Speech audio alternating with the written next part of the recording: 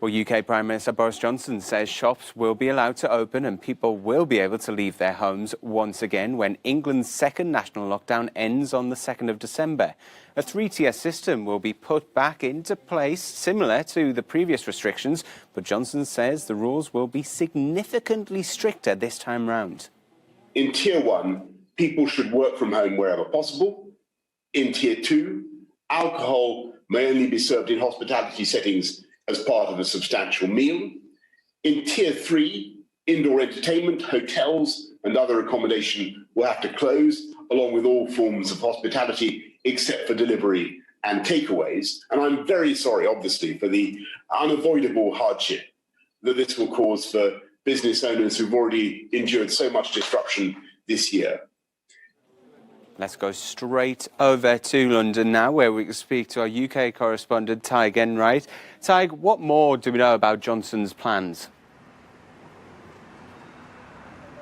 Hi, Oliver. Well, as you heard there, it is largely back to life as it was before this latest circuit breaker lockdown, with gyms and non-essential retail reopening. And there'll be different rules depending on how serious the COVID situation is in your local area. 3 levels of different rules.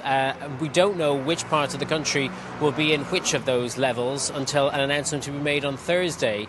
At their least severe, the message continues to be to work from home if you can. That wasn't the case beforehand. Everywhere, pubs and restaurants that are allowed to reopen will be able to do so until a little bit later than they did in the previous lockdown. Before this current lockdown, it was a case of everybody has to be out and the doors locked by 10 p.m. Now it's a case of last orders at 10 p.m. But in those areas which have the highest levels of COVID-19, all pubs and restaurants and hospitality in general cannot open. But the real difference this time is that we're talking about the build-up to Christmas, a Christmas unlike any which anyone has experienced before.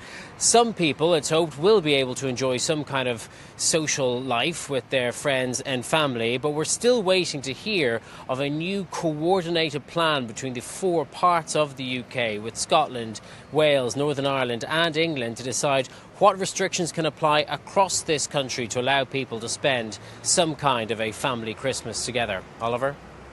Tig, the UK is still averaging around 20,000 cases every day. The last time that the lockdown was lifted, we saw a spike.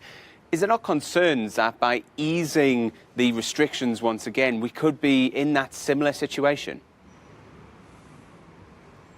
Of course, that will always be a concern, and I'm sure many people will be making that point to the Prime Minister. But Boris Johnson did promise when he introduced this latest lockdown that it would end on December the 2nd.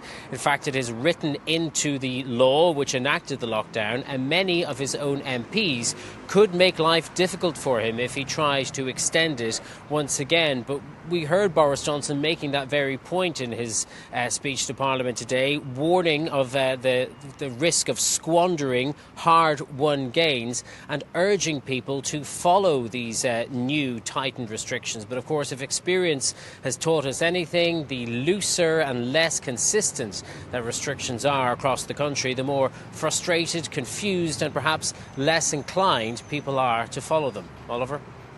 Thanks, Tig. Tig Enright joining us there from the UK.